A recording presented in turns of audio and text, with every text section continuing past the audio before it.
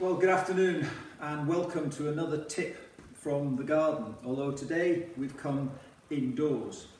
Now, as you can see, this week would have been Masters Week, and normally we would have all been really excited and looking forward to having a bit of time indoors as we watched the best players in the world competing for the first major of the year. But as we all know, we're all confined to indoors for another and very important reason. But what I'd like to do today is to use the opportunity to try and help you a little bit with your putting. And all I've got here are a few little tools that you can all use. So all I have is a towel, a piece of paper with two blue lines on it at right angles to one another, and a chair. When we all putt, there are two key components that we all have to think about. Pace, how hard do we hit the ball, and direction. Is the ball starting in the direction we hope to get it to go towards the hole?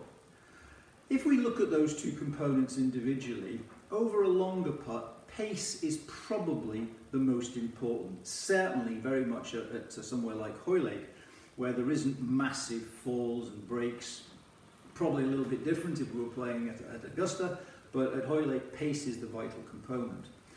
And one of the things that I notice when I walk out of the shop window, people preparing to play golf, is how much body movement there is in their putting stroke. I'm sure they're not aware of it, but what I see an awful lot of is I see an awful lot of involuntary head movement, or very, very common, I actually see quite a lot of leg movement.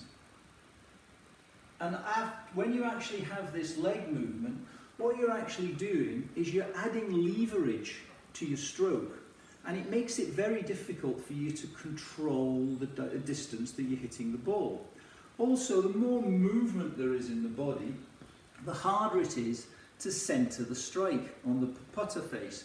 So if you add those two components together, you often on those longer putts are leaving yourselves through those 4 and 5 foot putts, which you miss, and that puts more and more pressure on your putting. So here's a couple of tips to help you. So the first thing I'm going to do is I've just got the side of this chair here, and all I'm going to do is I'm going to take my setup, and you'll notice there's this gap up the chair here, and I'm just going to concentrate very hard in my putting stroke on just keeping that relationship between the side of my leg and the chair. So there's no evidence of that closing over. For those of you who move, you'll actually be surprised how difficult this is. The second thing I'm doing is I'm just rocking my shoulders. And a good little drill is to take your arms, right arm over left shoulder, left arm over right shoulder, like so. Stay very, very still, and just a gentle back and forward movement. That gives you the feeling of how stable and still your lower body is while your upper body is doing the work. That then, with the putter in your hand, relates to that. There we go, so nice and stable in the lower body. Okay, now what we're also going to now do is look at the head movement. So all I've done is I've taken a towel and folded it into bits, and I'm just going to put it on the wall there, and take my setup now. So now I'm thinking about the stability in my lower body, and I'm thinking now about just keeping the head nice and still. And here's a question for you. Are you the type of putter who looks at the ball during your stroke, or are you the type of putter who follows with your eyes the putter head going back? If you're the latter, try and trust yourself. Look at the ball, let the putter rock back and forward. Now you can see how stable the putting stroke is because the body is quiet, like so. So those two little tips about stability, getting it from your shoulders here, and keeping your head nice and still will help you control the distance. Now, direction. I have a saying, and for those of you I've given putting lessons to, and to some extent on the golf course, I say, don't believe your eyes, believe geometry. So all I've done here is I've created a right angle. I'm now going to put this on the floor, and I'm going to take the front edge of the putter and I'm going to set it so that it's parallel. Just come back here a little bit so you can see it a bit clearer. I'm just going to set the front edge of my putter here so that it's parallel to the right angle.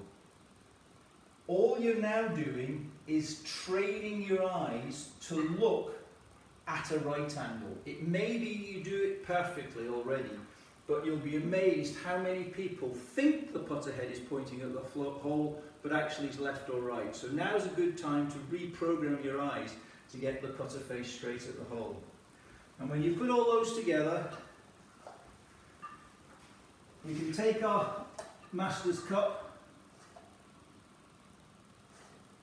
and we can set it on the floor. We've got a moving target at the moment. Get this set up at right angles to it. Nice and stable, back and through, and get the ball into the Master's Cup. Well, I hope it's not too long before we see the top pros holding those putts on those gorgeous greens at Masters. So until tomorrow, happy Monday.